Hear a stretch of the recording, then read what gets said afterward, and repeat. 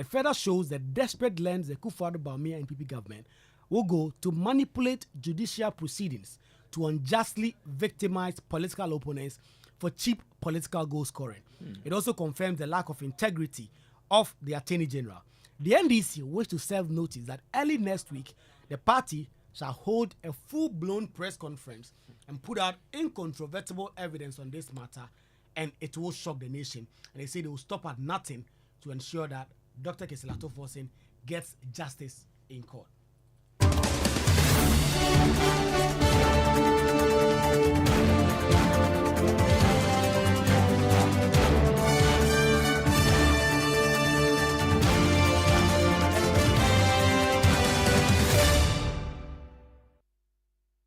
Well, quite interesting development here, and we'll be delving deeper into this matter because there are critical answers that some people need to answer, especially the AG's department. They need to come clear on this particular matter because this accusation is right at their doorstep where they are being accused of coercing. I mean, for lack of a better word, a witness in this particular case, which involves the minority leader. Take us back a bit how this whole matter began. So the minority leader has been undergoing trial for quite some time now, and it started in 2022 at the height of the A-levy debate, and he's being prosecuted currently at the High Court, presided over by Justice Efia Sewasa-Rebotri, a court of appeal judge sitting with additional responsibility at the High Court. And this case has traveled quite some time. The judge expected that she would deliver her verdict in this case by the 3rd of May. That did not happen. And the judge now says, and I was in court at the time, she says she expects that this case will not travel beyond July because she expects that by August, September, the politicians will be very busy crisscrossing the country campaigning and may not get a lot of time for the court proceedings, for which reason he believes that case must happen now. So, interesting. Let's get on the phone lines now and speak to Sami James, who is the National NDC's Communications Officer. Sami, I'm grateful to you for joining us here. This is quite a very serious allegation. What more would the NDC be doing about this? Well, we've already served notice that we will pursue this matter to its logical conclusion and ensure that justice is done in this matter. And what we mean by that is that, number one, we are going to ensure that the world gets to know of this shameful, disgraceful, despicable conduct by the Attorney General, Godfred Yeboah Dame. And that is why early next week, we've already served notice that we'll be holding a full-blown press conference on this matter. It's not just going to be a press conference where we are going to be reading speeches. As we indicated in our press release, we'll be putting out incontrovertible evidence on this matter that will shock the nation.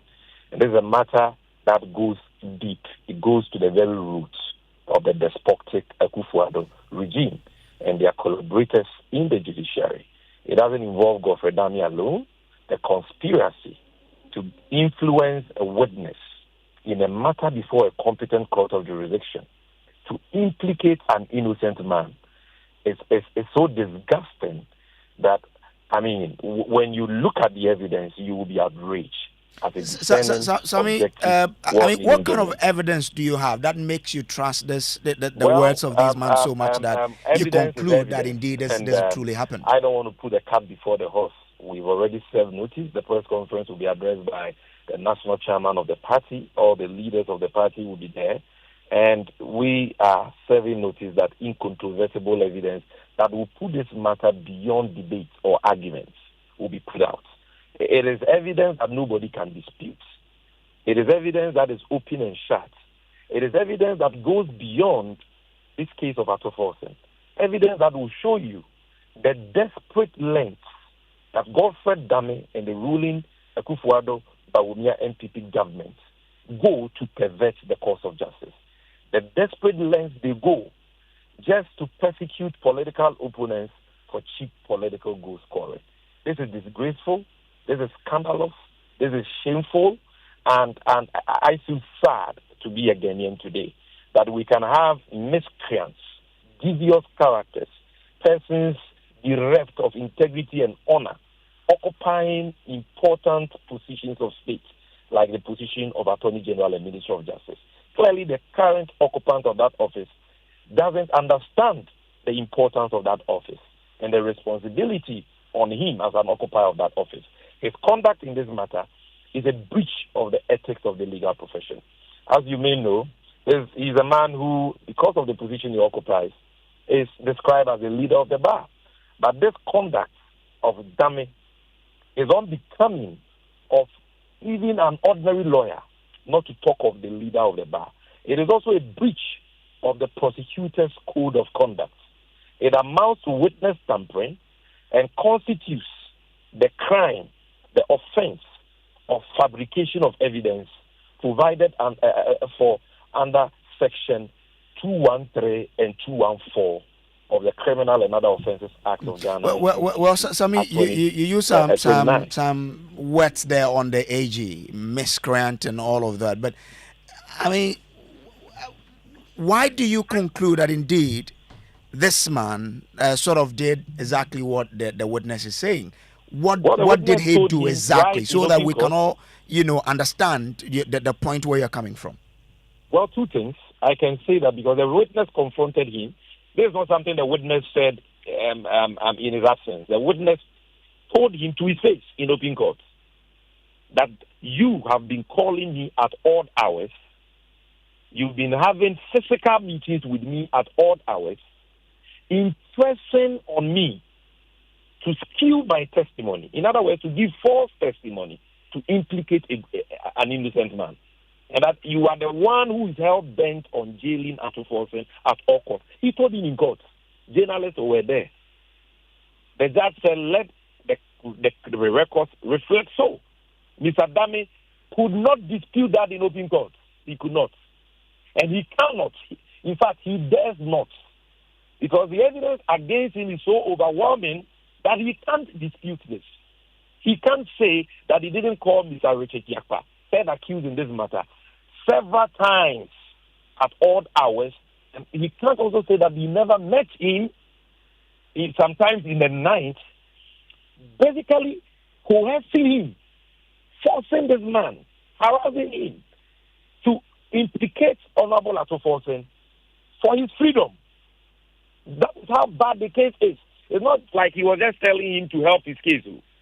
He was telling him that implicate him so that I set you free.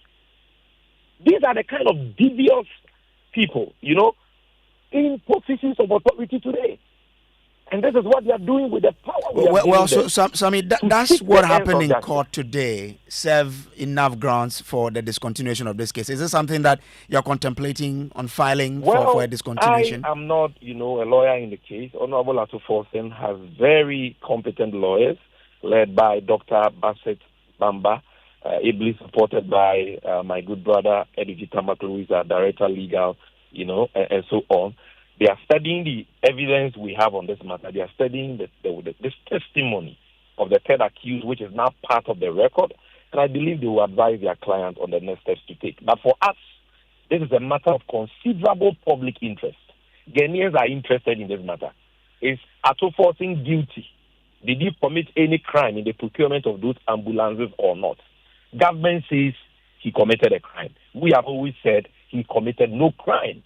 Now, if government has taken him to court and they are prosecuting him, or should I say persecuting him, it is for them to make their case. It is not for them to seek to temper witnesses or fabricate evidence through corrupt means, devious means, to jail him at all costs. Once we have evidence of that court matter or no court matter, because of the public interest matter of the matter, we are going to raise it to the high heavens and make sure the whole world knows. And Sammy, I'm grateful to you for joining us here. Sammy Jemfi, whatever support they need to ensure that this evidence features in the proceedings of the court, so that the court can have the benefit of that in determining this matter. We have no problem with the court. So far, the court has not conducted the matter in any way that gives us cause to suspect that anything foul is being planned or anything unjust is being planned. And so we want to respect the court processes.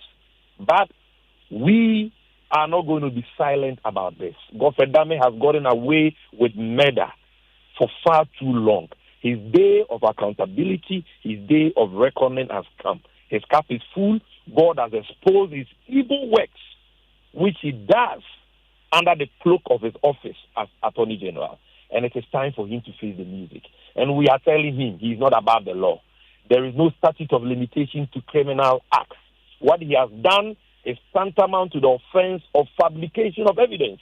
And anybody listening to me can check sections 213 and 214 of Act 29. Okay. And he will be prosecuted and punished for this one day. Well, Sammy, this also borders on the ethics that govern your profession. If you think he's done something unethical, is it something that you are contemplating reporting him to the General Legal Counsel to take action? Oh, that report will be done. The when is the issue. You understand? Because it will be done at a time that we know we will get justice. Because it is clear. If you're a lawyer in a matter, none of us are even ordinary lawyers. We are not the Attorney General, right? As ordinary lawyers in a matter, if your hands are clean, you have no ill motive, and you want to communicate to an accused person before the court, you know his lawyer. So you go to his lawyer. You don't go calling the accused person, meeting him under the cover of darkness, planning all manner of things that for now, I'm just restraining myself not to put them out ahead of next week's press conference. But if you hear the kind of things he was planning, no lawyer worth his salt will do that. Okay. Sammy, hold the line for me, because we are hearing tonight from the Attorney General's Department, and they are categorically denying this. My colleague Kojo Asante is still here with me. Kojo, you have the statement. What does it say? Yes, a very lengthy statement that the Attorney General himself signs and put out. So Sammy Jenfi can respond to a number of the issues they raise.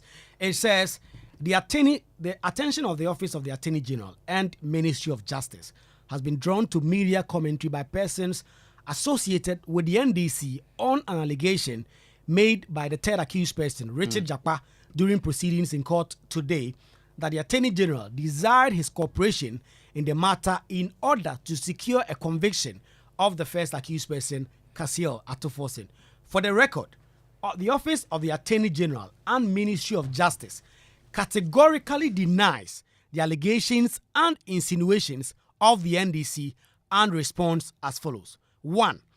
The Republic has throughout this trial relied solely on the record of the impugned transaction, that is the purchase of ordinary vans purporting to be ambulances, to sustain its case against the accused persons. The record existed before January 2022 when the case was commenced. Again, the Republic has never required or desired the cooperation of any of the accused persons in the matter, in which it has already succeeded in establishing a prima facie case against all the accused persons. Neither the Attorney General nor any officer from the Office of the Attorney General has approached any of the accused persons with a view to obtaining evidence from them.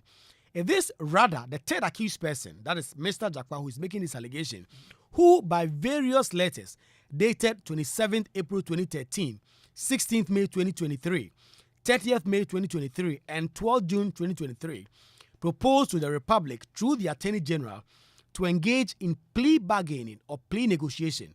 This plea bargaining proposal has to date not been accepted by the Attorney General.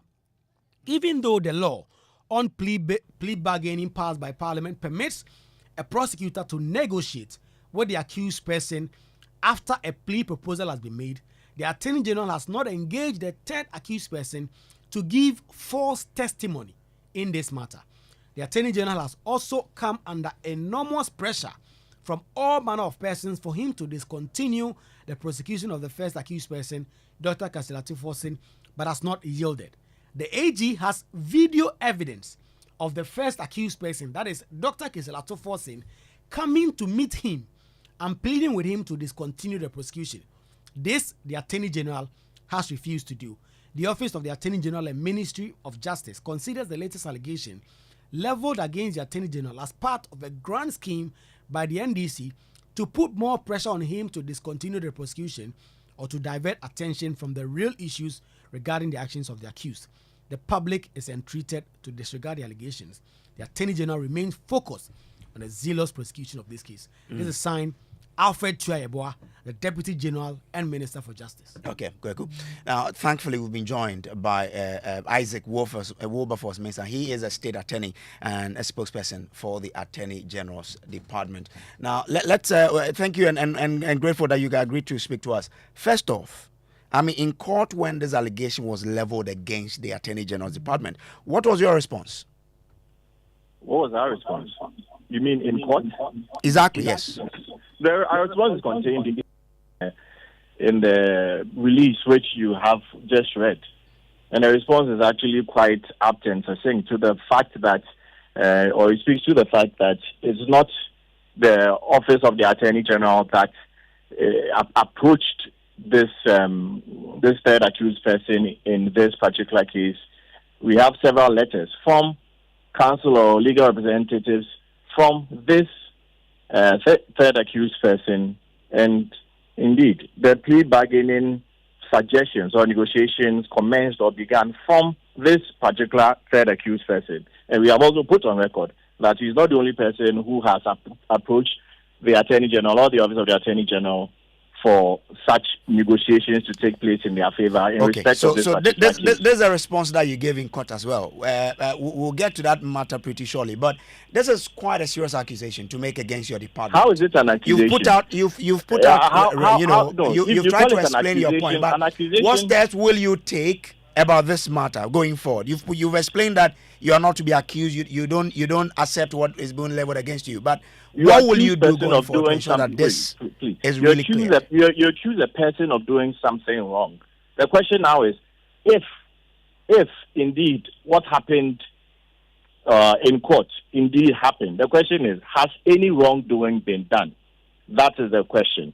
Has the Attorney General acted lawfully? If indeed he acted in the way that he is being or is being told in the media that he acted, has he acted unlawfully? The answer is no. If you look at the law, does the law permit prosecution to speak to an accused person? Wilberforce, if the Attorney General, if the Attorney General himself is coercing a witness to make a case against someone is prosecuting, that is not true. That how do you then answer that he's done nothing wrong? Has not coerced anybody to make a case against anyone. The Attorney General himself has denied emphatically that he has not asked anybody to make any false testimony against anyone. Remember, the Attorney General is not even the judge. There's a judge in the matter. And there are lawyers for the accused person also in this matter. If a false statement has been made, can the lawyers even cross-examine on that false statement? All this is more or less much ado about nothing. The law is clear. Does the Attorney General have...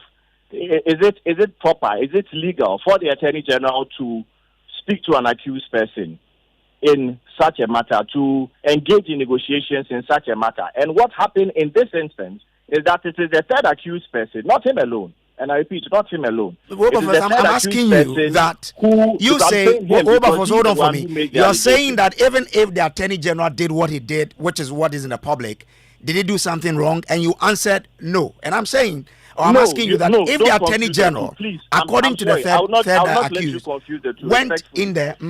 Respectfully, you don't confuse the two. One, is it lawful for prosecution to engage an accused person? Yes, it's lawful. Who has, especially one who has put in a plea request or has, and there are letters to that effect. Who has approached the Office of the Attorney General for plea negotiations? Is this lawful? Yes, same is very lawful under Act 1079. And also, it has been categorically denied that the Attorney General told this accused person, the third accused person, to make false allegations or to falsify or to make false statements against the first accused person. And the first accused person himself, it's in the letter, the first accused person himself has himself approached the Attorney General to more or less to stop the case. So that's what's going on. So this whole thing about the third accused person has said the Attorney General has approached. There's nothing wrong with that. It is allowed in law. Reference is made, Section 162C, Section 162A. In fact, plea negotiation can take place at any time before judgment. Is it the law? Yes, it's the law. Is it permitted under law? Yes, it's permitted under law. Did the Attorney General make statements to the effect that go and make false statements against A1? The answer is no. He said he has a recording. He should bring the recording now that say, in which the Attorney General is saying that go and make a false statement against A1. And we have said also that even the same A1 himself has approached the Attorney General in respect of or to the ends of having this case stopped. So really, when I mean the NDC has served notice of when they want to put out their evidence. When are you also going to put out your evidence? When is Attorney General going to put out their evidence? Yes. The Attorney General, the NDC say they have incontrovertible evidence that they will put out. Has anybody? We have denied categorically in a statement that you have just seen that no such thing has the Honorable Ato Forsin denied seeing the Attorney General after this case started, after establishing a prima facie case against the accused persons. And the accused persons have been asked by the court or have been told by the court that a prima facie case has indeed been established against them. Has there been a denial to the claim that the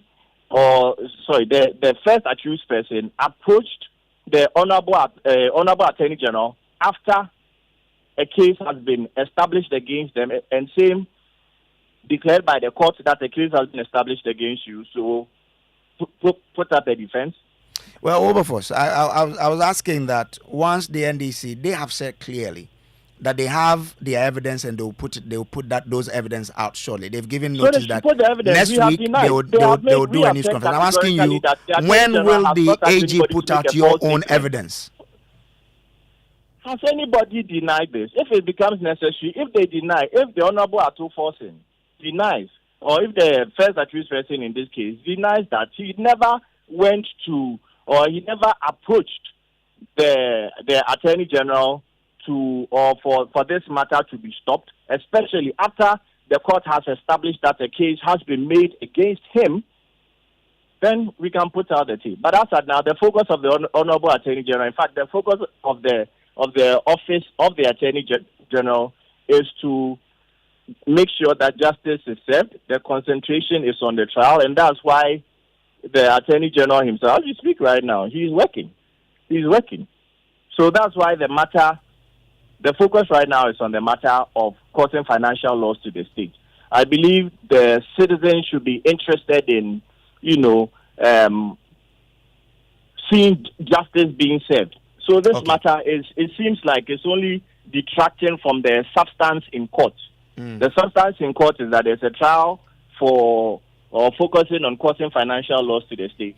And whether or not... Let me bring in Sami Jemfi again, who speaks for the NDC.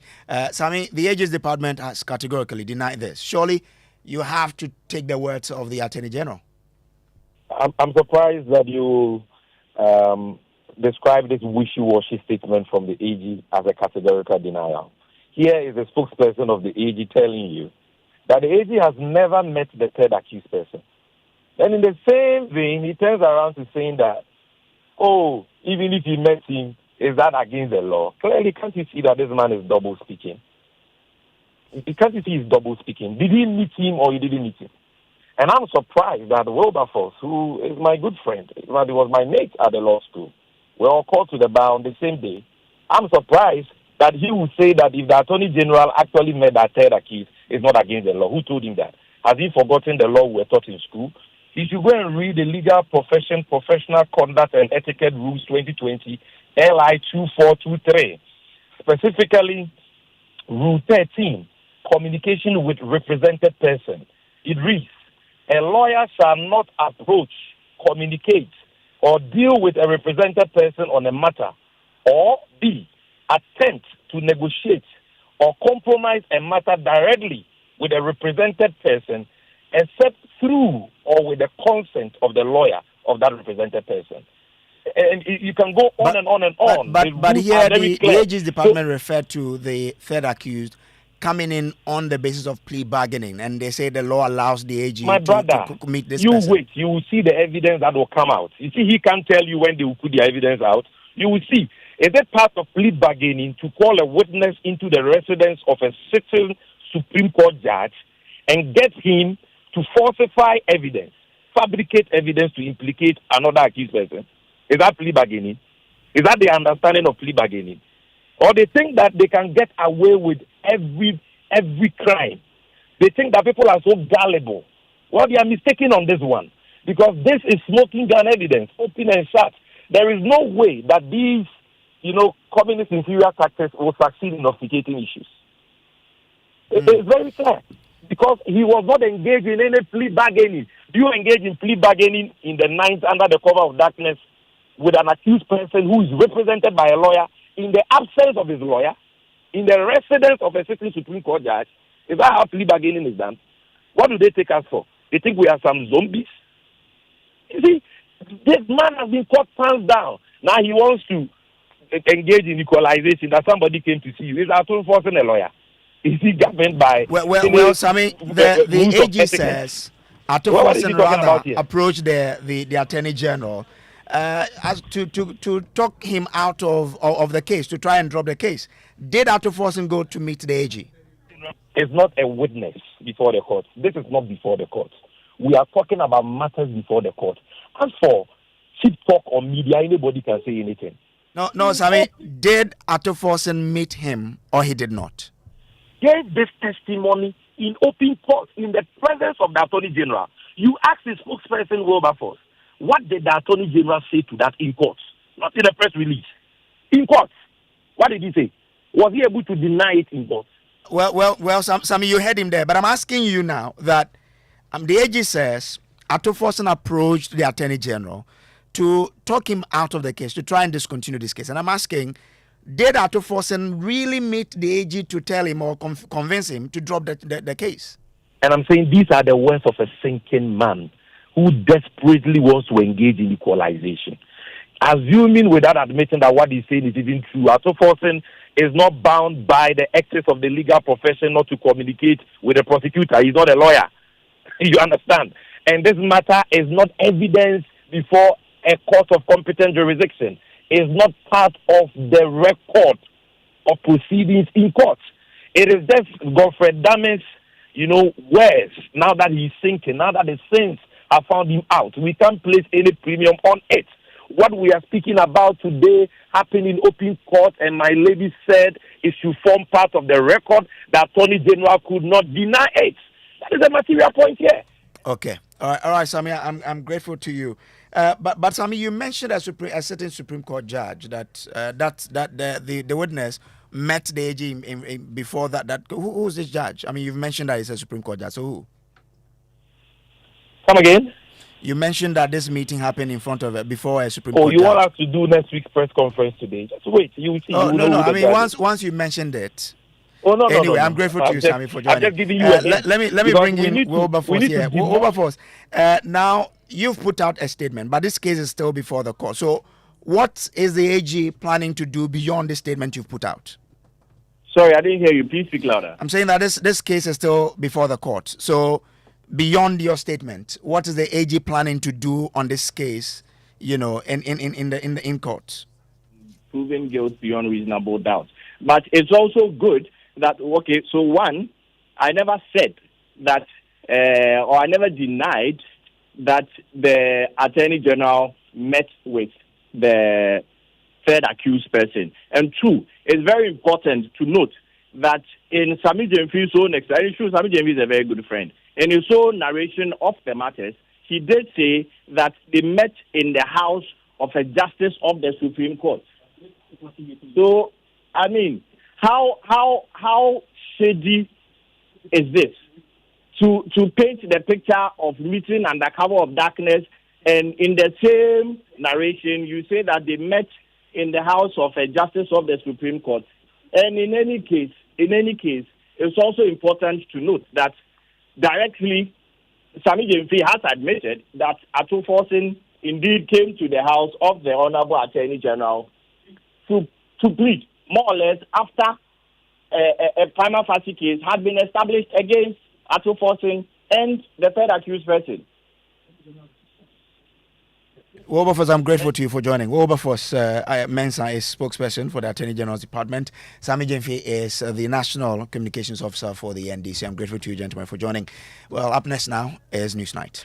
You, yes, you listening to me on the radio. I know exactly what you need, and I go sort you out. But first, a quick introduction. Maybe the connection man. I'll make things happen. Whether it be business, fashion, or the latest trend in town, I go connect you. I know when people connect, big things they happen. I am the plug to your plug. Anything you want, I go show you where options they line them up for you. You want download or you want stream? Link up. I got you. I conquer everywhere. From circles to KJT. If you come out to Navrum, Jiosu to Kita, Techima to Kumbungu. I'll be the link between you and the next big opportunity. It be me where I go connect you, make it happen. Oh, you want to know my name? I am Telecel. Switch to Telecel for the best value voice and data services and connect to the things that matter. Connecting dreams, connecting goals, connecting passions. Telecel, connecting energies. Show time, good life time. Paddy, how is your good life? Hey, before you attack that sumptuous variety of foods with Toto, do yourself a favor.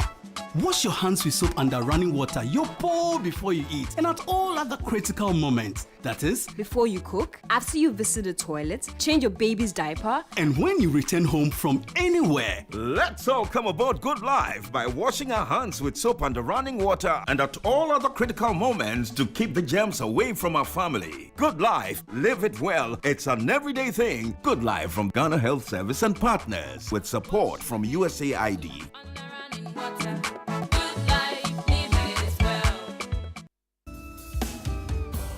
December is just around the corner and our nation stands at a crossroads. Will we continue down the same path or will we forge a new one together? The choice is ours, but we need every voice to be heard. That is why the new force is investing time and resources to educate and encourage everyone about the voters ID card registration. To all of you out there unsure if your vote matters, your voice matters. Your vote is your power and your opportunity to shape the future of our motherland. Don't let others decide for you. Don't stay silent. Get up, get out there, and get your voter's ID card today. Make sure you are ready to make a difference when the time comes. Don't delay. Act now. From the 7th to the 27th of May, and on the 30th of May, you can replace all missing ID cards. Every vote counts. Your vote, your destiny. A message from Nana Kwame Bediako and the New Force. Hello, my name is Mami Akua, an entrepreneur and a mother of two. My work keeps me busy most of the time and sometimes it takes me away from my family. But the safety and health of my family is very important to me. As a working mother, I cannot afford to take any chances when it comes to matters of health. That is why I signed up for a family health care plan from Equity Health Insurance. My family and I have access to over 700 hospitals, clinics, opticians, dentists, pharmacies, and diagnostic centers across the length and breadth of Ghana. With Equity Health Insurance, I no longer have to worry about medical bills. Anytime a member of my family visits a hospital, Equity Health Insurance has got my family and I covered. What about you? Who has got you covered? Call Equity Health Insurance on 050-660-7910 and talk to them about your family health needs now. Visit equityhealthinsurance.com for more information. Equity Health Insurance, here for you. Water is needed all day, all night. So, remember Syntex tank all day, all night. 7 years warranty. Select any color for free. In no the crack, in no the spoil. Call Accra on 0244 335 168. Kumasi 0505 555 666. Syntex tank. A strong, a tough. Water is needed all day, all night. So, remember Syntex tank all day, all night. 7 years warranty. Select any color for free. In no the crack, in no the spoil. Call Accra on 0244 335 168. Kumasi 0505 555 666. Syntex tank. A strong, a tough. We are live here on Joy 99.7 FM. This is News Night. Coming up, more damning findings in published KPMG audit report into GRA SML deal as anti-corruption campaigners intensify campaign to terminate contract and prosecute all officials involved in what they call a shady deal. we asked for the termination of the contract, which is very clear actually, and then prosecution of SML officials and the Minister for Finance and his people, Furiata and his people, for causing financial loss. We have more from this explosive KPMG report, which has revealed that GRA did not put in place any mechanism to monitor how SML performed under this multi-billion CD contract. Plus, we tell you how SML was paid 720 million CDs out of the 2.45 billion CDs raised from the Energy Sector Levy Act, ESLA. You want to stay with us for that also tonight. Now, how many days do you think you're able to supply with? Tomorrow morning we shall short. Tomorrow morning we run down. This evening, unresolved concerns of tanker drivers fast depleting stocks in underground tanks of fuel pumps, leading to shortages in parts of the country. Fueling stations did not fill the underground tanks, so much fueling stations don't have enough backup plans before the strike action took place, so it's having an effect on them. We have more as the National Petroleum Authority is tonight locked in an emergency meeting in a desperate attempt to resolve the impasse and in business. An update from that meeting suggests that the oil marketing companies have reached an agreement with the tanker drivers that could lead to averting a shortage of products on the market from tomorrow. Yeah, we're covering this for you from all angles, including sports too. Yeah, we hear from the CAF's head of professional football, Mohamed Sidat, who's calling on the government to intensify the effort in improving the country's stadium facilities to meet approved standards. You want to stay with us for that and more all here on Newsnight, and we'll also be sharing your thoughts with the rest of the world. 0551111 997. Emefa, let's start now with that story that is still unfolding around the SML deal. It is emerging that the Ghana Revenue Authority did not put in place any mechanism to monitor how SML performed under this multi-billion CD revenue assurance contract. Well, last night, President Akufo-Addo ordered the release of the special KPMG audit report into the GRA SML deal that the minority and some elements of civil society have described as shady. Well, there's currently enormous pressure on the government to abrogate the contract following the publication of that full report. Tonight, we're all over this for you as we begin to learn some more about this deal. My colleague Kwekwa Sante is with us in the studios. He's been studying this 306-page report and would join us with all the details, all that we need to know about it. So, Kwekwa, let's start from this new revelation that there was no mechanism instituted by the GRA to monitor how SML went about this deal. Well, KPMG says when they started working on this, they expected that given the huge monies involved in this contract, there would have been some mechanism to monitor the performance of SML, but they did not find any. To quote from the report, it says, transaction audit services involve validation of the assigned classification and valuation of imported goods for purposes of determining the importer's declaration and the related taxes to be paid. Between 1st June 2018 and 2nd October 2019, the transaction audit service required SML to conduct a reassessment of the classification and valuation of import transactions using CCVR data and report the outcome to the audit unit, the post-clearance audit unit of GRA for this. For this period, SML submitted 8 out of the 15 reports. GRA officials, however, could not confirm that the 7 outstanding reports were received. We noted, that is KPMG speaking, that GRA did not institute monitoring and evaluation process to assess the performance of the service and hold its personnel and SML accountable for non-performance. Based on the analysis above, we noted that SML delivered partially on the service requirements, and given the observations above, GRA may not have obtained all the expected benefits from the service they were paying for. Now, let's talk about how much exactly GRA has paid SML since this contract started. So, Emefa, the presidency's white paper did state that SML had been paid 1 billion Ghana cedis since the contract began. However, from the full KPMG report that we now have access to, GRA has paid SML 1.4 billion Ghana cedis. But there may be a reason why the presidency quoted 1 billion and not 1.4 billion. KPMG's report explained that the net amount paid to SML is actually 1 billion cedis. However, if you look at the gross, that is before the deductions, taxes perhaps, were made, they have been paid 1.4 billion Ghana cedis from inception of the contract to date. Now, the issue about approvals of this particular contract has come up in the report.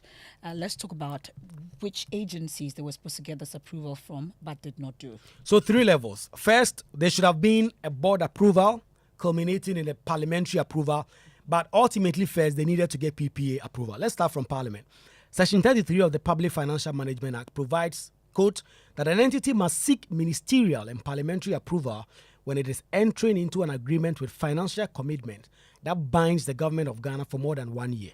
And this contract was binding government for at least 5 years. And the KPMG audit report finds that all financial obligations stated in the contract are the responsibility of the client, that is GRA. Consequently, the contract binds DOG, and according to the Public Financial Management Act, both parliamentary approval and written approval of the Minister of Finance were necessary. However, we did not cite parliamentary approval for this contract. If you go to PPA, again, on 3 separate occasions, GRA had tried to get PPA approval to contract SML, which was then called SMEL, using the single source procurement method. That is 16 June 2017, 1st August 2017, and 14 September 2017. PPA declined all these 3 separate requests on the grounds that SML had no capacity and prior experience in providing the subject matter service. SMEL, however, changed its name to SML on the 22nd November 2017. West Blue Ghana Limited, under a contract with GRA, this contract was then subsumed under that. Ultimately, PPA then gives approval on 31st December 2018 on this. And on 1st January 2019, GRA then executed, without PPA approval, those contracts. And let me list all those contracts that were entered into without PPA approval. The transaction audit service signed in June 2018. The contract extension signed in January 2019. External price verification in April 2019. Consolidation service agreement signed in October 2019. Measurement audit of downstream petroleum products in 2019. Addendum to measurement in 2020. And so the report concludes that evidently, and this is a quote, GRA executed these contracts with SML in breach of Act 663. And then finally, there is the one having to do with the board. The board also did not meet and deliberate on these agreements signed in 2018 and 2019. But there's an explanation that was given by the GRA that the GRA board had established a threshold of 4 million Ghana cedis for the value of significant projects that will require the board's approval. So no PPA approval, no parliamentary approval, and the GRA board's approval as well. Yes. But in all this, we also know that SML has not paid taxes on some of the payments made by the state. Yes, Emefa. During the period between September 2020 and April 2021, GRA made some bulk payment to SML covering invoices for 8 months. But this did not have the value-added tax and the withholding tax deductions. And this amounted to 13.38 million cedis. This contradicts GRA's standard practice of deducting such taxes for payments to SML between June 2020 and August 2023. Additionally, SML failed to fulfill its lawful obligation by neither filing returns nor remitting these taxes to GRA. And pursuant to Section 7(1) of the Revenue Act, the accrued interest on the tax liability is now estimated at 18.5 million.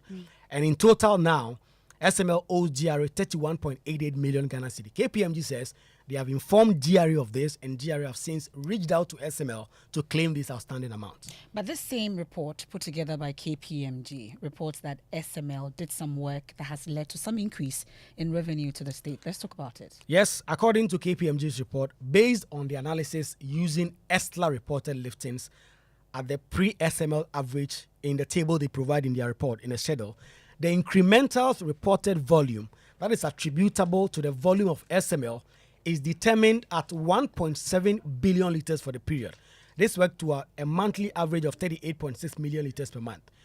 KPMG concludes that the incremental revenue that is attributable to the involvement of SML is 2.45 billion cedis for the period, and that a fee of 720 million then paid from ESLA to the SML for the same period constitute 29.41% of the incremental tax revenue. the KPMG had some problem that they said they could have negotiated this better, but ultimately they attribute this significance in the raise in tax revenues to SML. Thank you very much, Kwekwa Sante, for breaking down that 306-page report for us. There's more on that on myjoyonline.com as well. Let's stay with this a while longer because, as you know, Parliament wanted to look into this. In fact, the Speaker set up a committee to probe this. It was chaired by Samuel Atacha, who is the chair of the Energy Committee in Parliament. He joins us live right now. Vitus Azim is anti-corruption crusader, is a former head of the Ghana Integrity Initiative. He also joins us. Samuel Atacha, thanks for your time here on Newsnight. I know you had begun the preparatory works towards a full-scale probe into this matter before we're now reading the full details from the KPMG report. Does its availability now change anything in terms of your approach? Because you also wanted a full report. Yes, we also wanted a full report, and we wrote for it as a committee, but mercifully it's now in the public domain, so we have it. So we'll go according to what I want to call fact-finding and evidential evaluation. You know, so we look at some of these things from a disinterested point of view. You are not going to swallow hook, line, and sinker whatever Jubilee House is saying. But we look at it, and then we also do our recommendations for the House to look at. This is our approach. Considering that KPMG has also established matters of fact, wouldn't this be a duplication of the work that Parliament intends to do? Well, we need to ascertain whether those matters of fact are borne by the evidence or is supported by law. We are not going to do like a conveyor belt that whatever KPMG has said is sacrosanct. I mean, then we are not thinking. We would have to look at it, because that institution is not above review and corrections. So we look at it. What is the evidential support that this is the issue? If it is crystal clear that the findings are borne out by the evidence, we don't have to improve upon it. What if some of the findings are wrong? And as a parliament, are we going to say that because it's coming from KPMG, it's unquestionable? We will not take that approach at all. We have an open mind regarding the findings of KPMG. In fact, they might have to appear before us and answer some questions for clarification and the rest of it. It's only after we've looked at the whole thing in a comprehensive manner that we'll take a position whether our findings synchronize with what KPMG has found. Fine. If not, then we'll state our position. What form would your probe take? Public hearing? Well, it depends, you know. It depends on how we decide and our resources. We will have the time. Getting the press is very expensive. But we'll look at it, whether it should be open with the cameras on us and the rest of it. But we will not, with the greatest of respect, prevent the press from coming, because these are not matters of national security. Your committee, I believe, was once at SML on the back of the controversy. I didn't hear that. You went to SML, the committee, when this first became an issue. We heard about what they were doing. I said, look, let's see their gadgets. What is it that they have? Because, as a matter of fact, we've gone to MPA. And MPA was telling us about how they can monitor those who ferry petroleum products and the rest of it. But they also have a very top-notch technology. And we went to look at it. But we didn't write a report because it was not intended as anything like going to see with our own eyes what was going on. So if you compare what you found when you paid that visit to what we're now reading in the full document from KPMG, how does that strike you? Where do you draw the balance? Well, we need to even bring the National Petroleum Authority to come and confront SML. That, do you see this as a duplication? What is the poverty level of your technology? What is the superior edge of SML over you? So these are matters that I'm afraid I know you have a probing mind. It's like you've started the interrogation already. So this is what is going to be the subject matter of our interrogation. Somebody is saying that this is a duplication. Another man is saying that I'm afraid your technology is low cost. It doesn't measure up to ours. And one of the things I'm seeing is that the beneficiary of those technologies has not complained at the Ghana Revenue Authority. So let's be careful. We do not do some analysis that will prejudice the interrogation we are about to embark upon. In the KPMG report, they conclude that this particular transaction required parliamentary approval. Per your own reading of this, you agree? Well, I will not make a categorical statement on whether it requires parliamentary approval or not, but this will abide the findings of the committee, and we'll see. I do not know the legal foundation for that, but we'll look at it. And I'm afraid I'm just one of the members. I happen to be the chairman, and I don't want to sort of do the investigation via the media when the committee is not sat. A procedural matter then. The civil society groups are asking for some prosecution, a complete termination of the agreement as it stands now. What can Parliament realistically do, knowing your powers, at the end of this process? What are you allowed to do under the standing orders and the Constitution? Yeah, what we are allowed to do is that we have the powers of a high court. And we could summon documents, compare witnesses, and the rest of it. But our findings are always like recommendations. No, we have the findings and the recommendations. So we go into the fact finding and then we proffer what is supposed to be our solution. And then the entities that have the powers of prosecution, if there is any, will they have to pursue if they want to. That is what we do, because Parliament hasn't gotten the powers to sort of judge any entity and pronounce sentences. That is the remit of the course of competent jurisdiction. Thank you very much. And that there is the chairman of the Energy Committee in Parliament, Samuel Atachia. Vitus Azim is still with me. He is an anti-corruption crusader and former head of the Ghana Integrity Initiative. Mr. Azim, if you've read the KPMG report in full, now that we have it, has it changed anything about your initial thoughts on this when this first broke?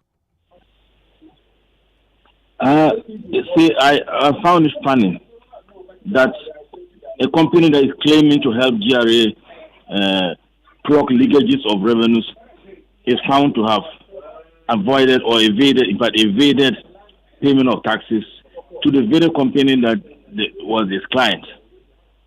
So that is one thing that I found very worrying. And of course, there's an issue of the procurement breaches. There are laid down procedures. So if I enter into this kind of contract, it's only reasonable and fair that you go through the process. If you think there's nothing wrong with what you are doing. And those are the things that raise eyebrows. Why would you want to jump the queue to get certain things done as against the required procedures?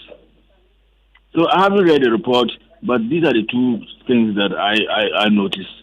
And I think that there are serious breaches that need some kind of action to be taken against the people that were involved. When you say against the people, you're talking about prosecution? Yes. I mean, we cannot continue to allow this to happen without any prosecution. If you are the commissioner of GRA and you sign the check to SML and you don't see a withholding tax, I mean, you should be held responsible. When I was a presiding member, I advised my district executive, always make sure that any payment that a check they are bringing, also ask for a check for the withholding tax. So they don't allow it to accumulate at the time that you cannot pay. It is a law. You are supposed to go by it.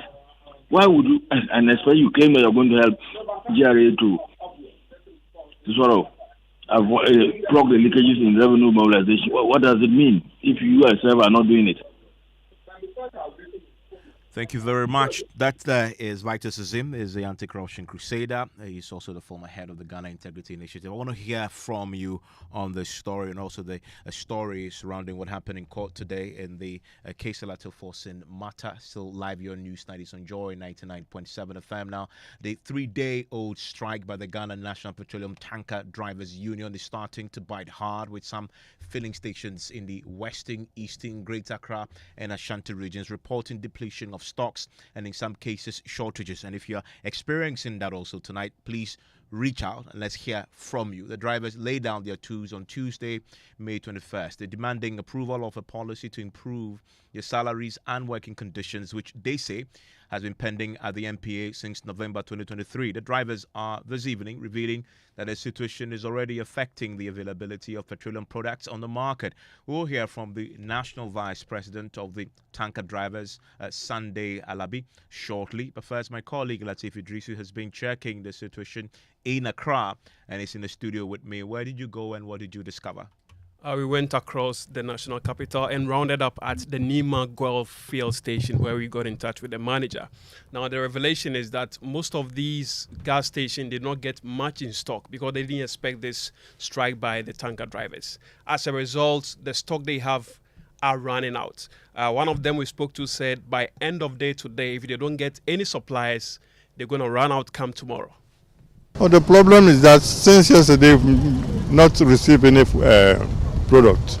So if by tomorrow morning we don't get, then we are going to short here. So it is going to have a bad impact on the public.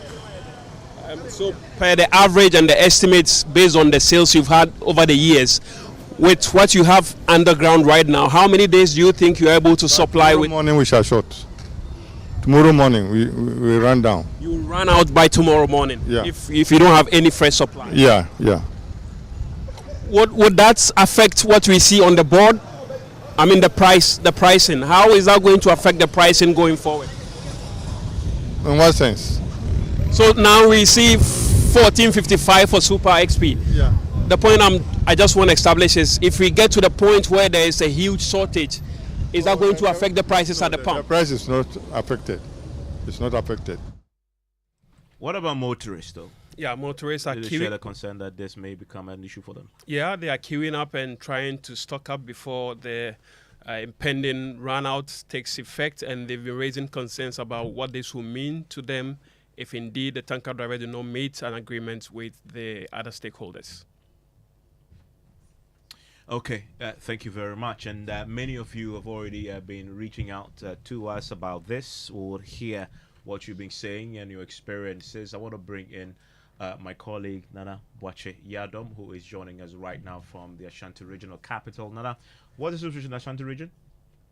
Well, Evans, we did our checks in the region today across some fuel stations, and from our observations, we did realize that the strike is biting hard on some of these fuel stations in the region, with a number of them who had their last distribution prior to the strike expressed worry over a possible shortage of fuel in the next 24 hours if the strike is not called off. Shell, Total, and Goel did confirm to us that most of their agents have started complaining about insufficient fuel, which has led them mounting pressure on their distributors. At the end of the day, they are expecting the MPA and the Tanker Owners Association alongside the Drivers Union to reach a consensus to halt the ongoing industrial action. Their fear is a possible shortage of fuel in the next 24 hours if the matter is not addressed. That's the situation in the Ashanti region. Where you are tonight, what's your own story with this? Are you discovering that your favorite filling station is struggling to serve you or may not be in a position to do so tomorrow, as we've heard from that Goa filling station at Nima?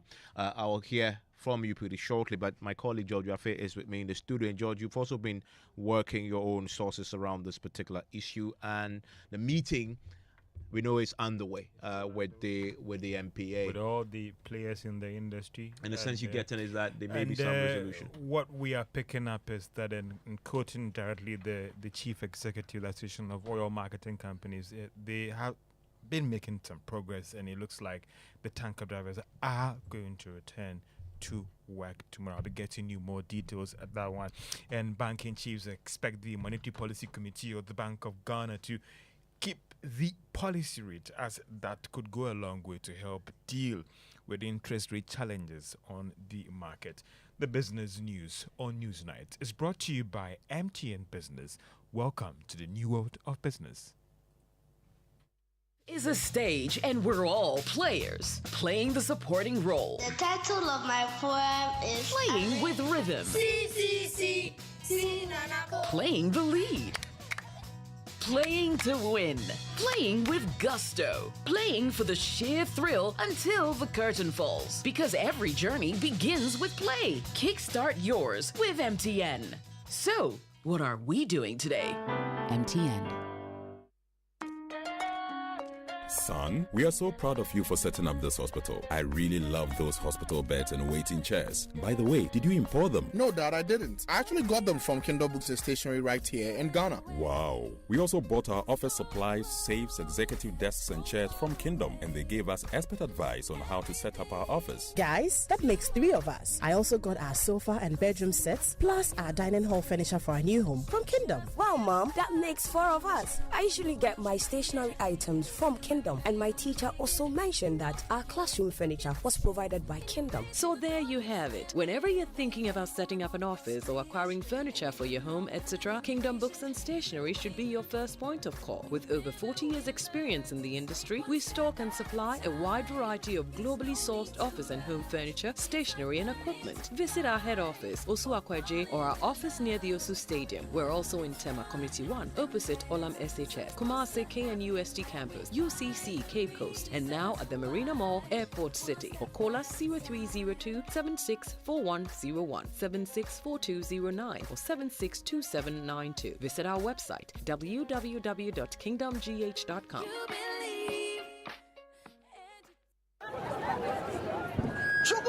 Yeah. We have a new leader in town. Obiarenti. Amafo. Madam was Sibebre. When him say my baby, maybe more charcoal for whiter teeth. More charcoal. Not only that, maybe lemon. More lemon. Zinc for fresher breath. More zinc. And fluoride for stronger teeth. Introducing the new President Charcoal packed with more power with a combination of charcoal and lemon for naturally whiter teeth. Grab yours now. This advert is FDA approved.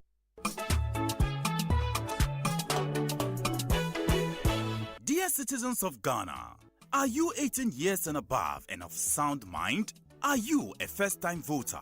Were you unable to register during the last limited voters registration exercise in 2023? If you answered yes to any of these questions, a great opportunity is here for you to register in this year's limited voters registration exercise. Starting from 7th May 2024 to 27th May 2024, you must visit the Electoral Commission's office in your district or rely on the Commission's registration mobile teams with the following national identification documents: Ghana card, a Ghanaian passport, or 2 guarantors. Remember, together we can build Ghana. So get involved and participate in the limited voters registration exercise. It's your civic duty. Register now. A message from the National Commission for Civic Education, NCCE.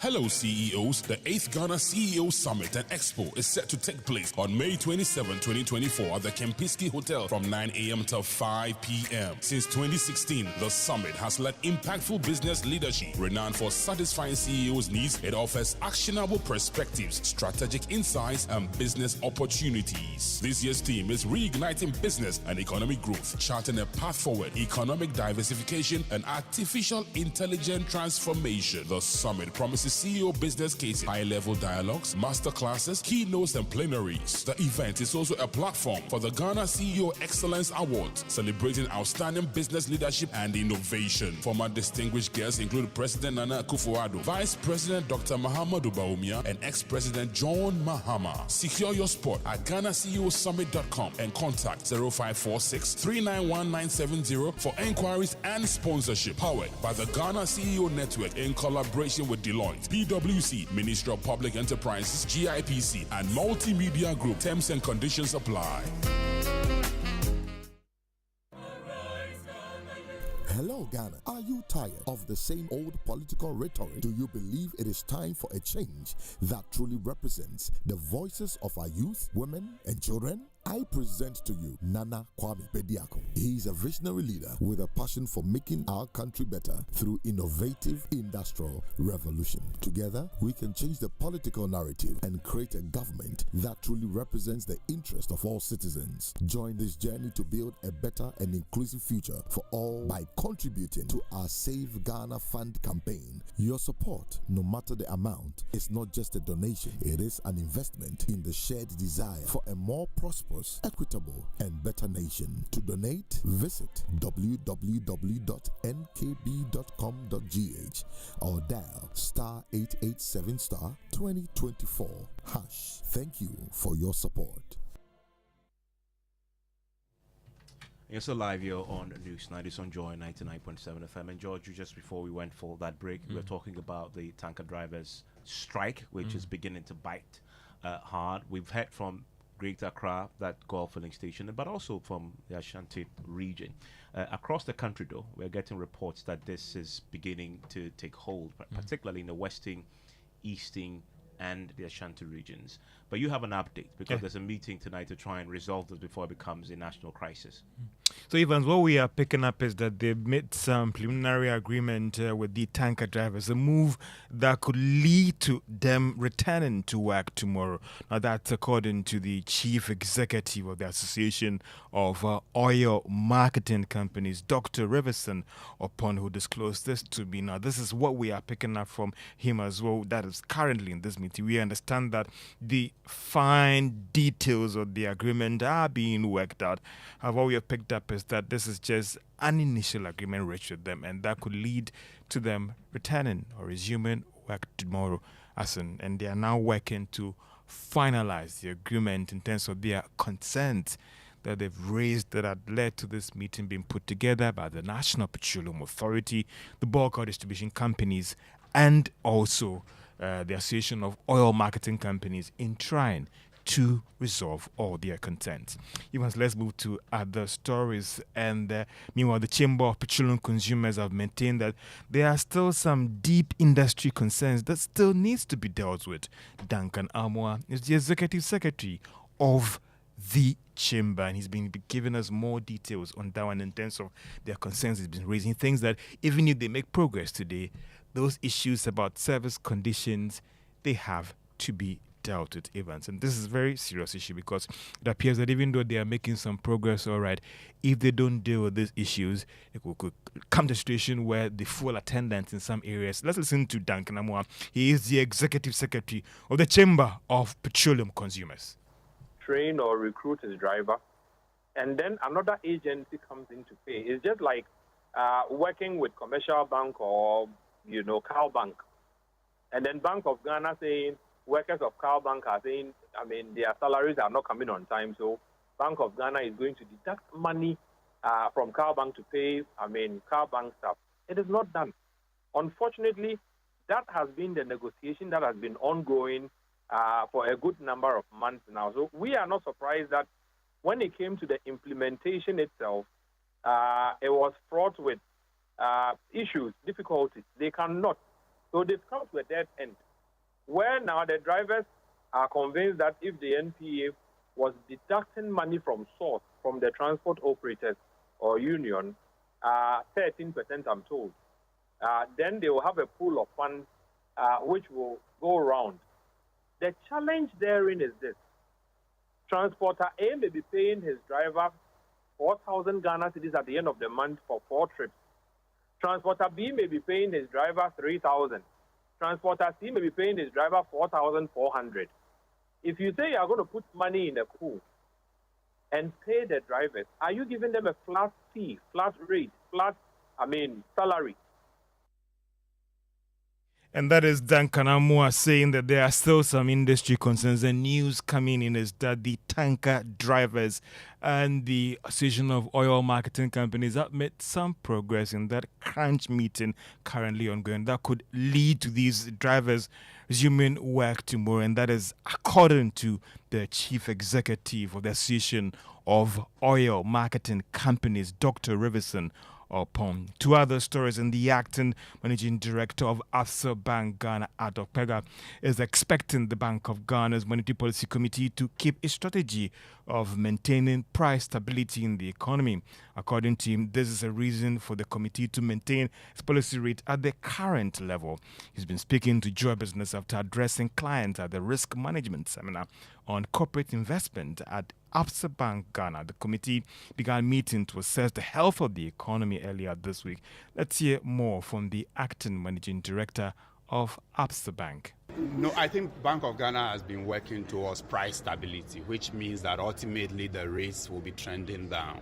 And so we shouldn't be expecting rates generally going forward to be going up, given the trend the Bank of Ghana has been on. There will be occasional instances of rates going up here and there as part of their policy tools, but that is ultimately to bring the medium to long-term rates towards a lower trajectory. So really, I think that's what we should look out for, but leave the specifics to them. Adok Pega is the acting managing director of Absa Bank Ghana. Unilever Ghana's profit for last year went up significantly to hit 141 million Ghana cedis, according to its finance director, Sheta Jivevi. Now, this was due to the fact that the company has been able to competitively expand its portfolio into emerging and growing segments amid the unfavorable business climate experienced for last year. Now, she has been speaking to Joy Business on the sidelines of the Unilever's annual general meeting in Accra today. This was a year when we had very good profits, and this was also a year where we had very good cash. Plus, we have every confidence in the financial plan of the organization for the years to come. The reason why we will have an impact on our profitability on account of tax is because up to middle of last year, we did not have enough profits to pay even the basic income tax. And since last year, we have now gotten rid of all our accumulated tax losses. And this is the first year when we actually paid income. Shita Juvedi is the finance director at Unilever Ghana. And that's all for business on Newsnight. Thank you very much, George. You're still live here on Newsnight. It is on Joy 99.7 FM. We can do some sports now. Ms. Bow is here with the latest. Yeah, Evans. Well, let's head to the Confederation of African Football now, because their head of professional football, Mohamed Sidat, is calling on the government to intensify their efforts in improving the country's stadium facilities to meet approved standards.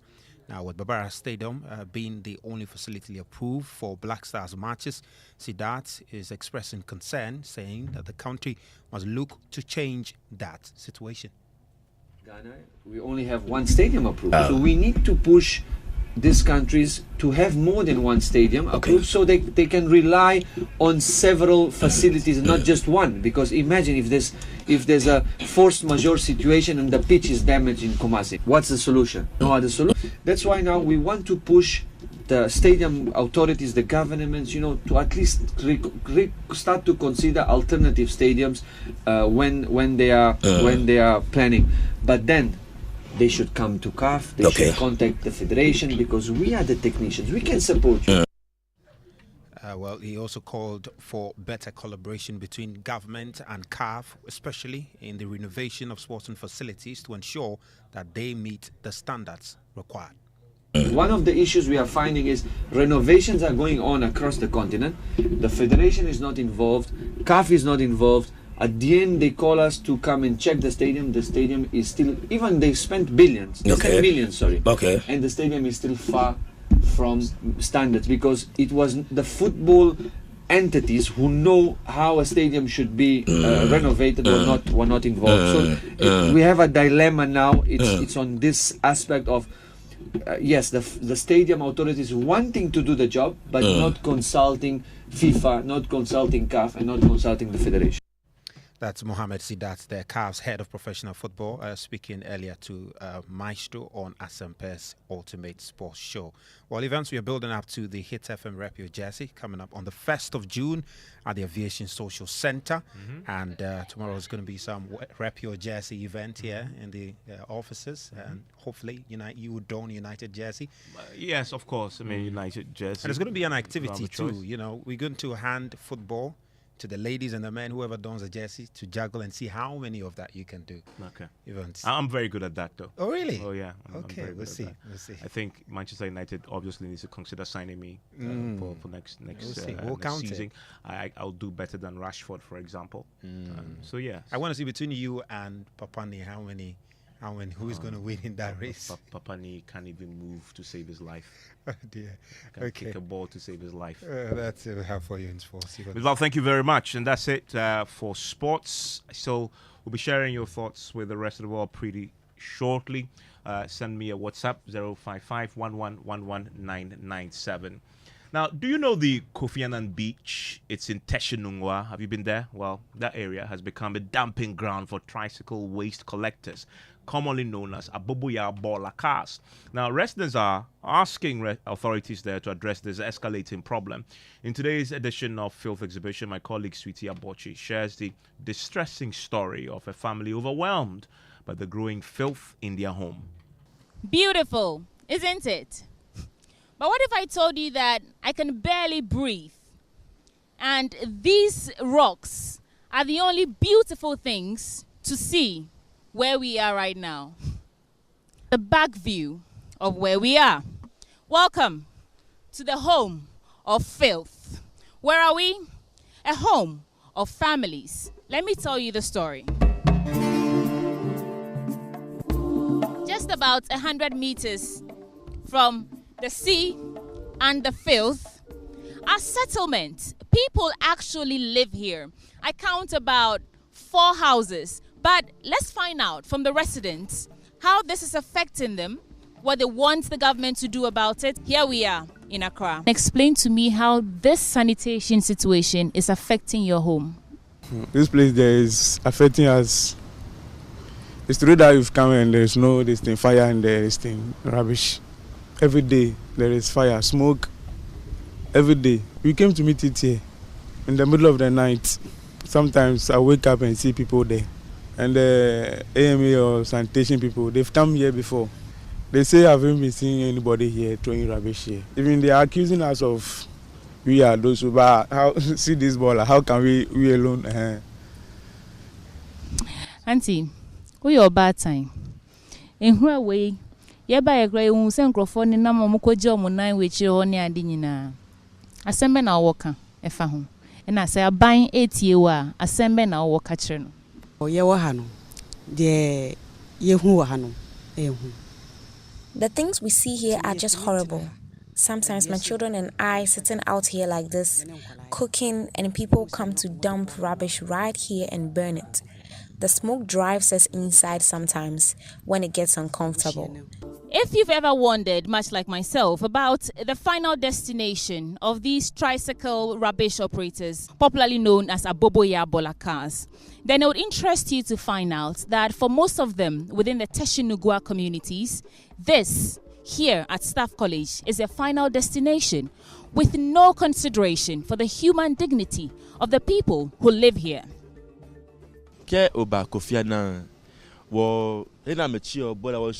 When you come to this Kofi Annan beach, you cannot swim. People dump rubbish here and even defecate right here. And that's why this place is so filthy and stinks. Very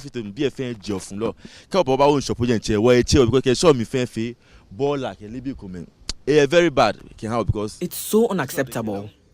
The beach is no longer conducive for human activity.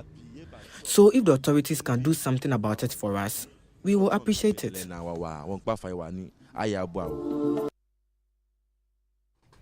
And that's our filth exhibition from Teshinungwa. Do you know Teshinungwa? Yes, oh, yes, I you do. Yeah. Mami. And okay. And that's a Sweetie Abochi giving us that. Yeah, it was more beautiful on TV. The filth, the way that area is engulfed in filth. You ought to see it for yourself on the Joy News channel. Now, Ghana's oil reserves may be depleted in the next 15 years. That's according to experts in the extractive industry. Well, this stark warning follows revelations from the Public Interest and Accountability Committee, PIAC, that crude oil production has declined for the 4th consecutive year as of 2023. The report also highlights highlights a troubling trend that since 2019, crude oil production is falling by more than 20 million barrels, representing a 32.5% decline. While this downturn has also led to a significant reduction in petroleum revenue, which has dropped by over 25%. Co-chair of the Ghana Extractive Industry Transparency Initiative, Dr. Steve Mantial, says we are headed for an energy crisis if the trend continues. The trend actually speaks to two things. First is that our oil fields are peaking. The last time I checked, we've actually produced about half of Jubilee. We've done about a third of 10 and about a quarter of SGN, Sankofa Jiname. And so if we don't add to our reserves, in a matter of 10 to 15 years, we'll have no oil industry. I know GMPC has been making efforts at attracting investments into our oil industry. But the investments have not been forthcoming. Sometimes I feel we are even just throwing money down the drain. They are not coming. The investments are not coming for obvious reasons. First, we had ExxonMobil that exited our oil industry, and their main reason was the sizes of our blocks and the quantum of fine they made. There's been a major concern about regulatory unpredictability. Now, the technical manager to the PIAC, Mark Ajiman, says the decline is mainly attributed to technical challenges and unfavorable policies. There are two main reasons. One, operational issues. Jubilee started production in November, December 2010, and it is 12, 13 years into its production life. It's projected that Jubilee has a lifespan of, say, 25 years. It used to be 30 years, now it's about 25 years. Now it's more like halfway through its production life. So you naturally expect that Jubilee would decline because reservoir pressure is being depleted. So they have to kind of adopt artificial measures, either gas injection, water injection, and the likes to bring on stream more oil. Now, when it comes to the regulatory, more or less, and the governance challenges, it looks like we've not learned much lessons from the first licensing round. PIAC, in collaboration with CSOs in the space, actually brought out a paper that there are one or two issues that led to the unsuccessful nature of the bidding rounds. One was that the data represented was of low quality. And that there is a PIAC representative on the show on PM Express yesterday, Mark Ajiman. And that's it on the subject of the depletion. But we're getting a bit more from that meeting that the MPA called to try and resolve this tanker drivers' impasse. And in the last few minutes, a communique has been issued. And they've agreed now to call off the strike with immediate effect. But the framework that has been the bone of contention have also now been adopted. And so tonight we can be certain that by close of this evening, the drivers will be back in the morning at least. They will begin delivering fuel to the many filling stations. If you're just joining us, that strike has now been called off. And a few of your messages now coming through on our WhatsApp console. Nana Kwama Boateng and Ablekuma Central says the NDC knowing very well that the state has a case and judgment is likely to go in favor of the state, so they have started attacking the Attorney General. Kofi Sheri says the Attorney General is not above the law. If he is found to have acted otherwise, as far as the supreme laws of the land is concerned, he should be made to face the full weight of the law. Samin Kumasi says a spokesperson for the AG department has rather muddied the waters. A common man without legal knows that it is unlawful to engage an accused person in bargaining trials, in plea bargaining, without the presence of, in the absence of the other lawyers. This is Prof in AG says this Wilberforce guy has destroyed the AG. Whoever asked him to talk to the media has caused irreparable damage to the Attorney General.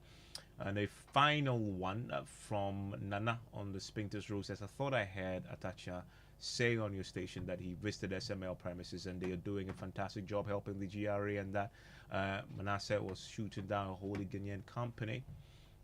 And a few of your thoughts there on the subjects and stories we've treated here on Newsnight.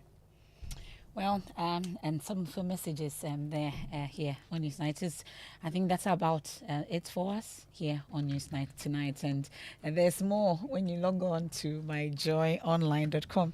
Evans Mensah and the things that happen in the studios. And it's the last one for this week too. Tomorrow we have Ghana Connect. And we have Personality Profile with Lexus Bill coming up next. We have Edna Frimpong. She's an author, a shoemaker girl, and co-founder of Ahofade. Is coming up next. Do stay.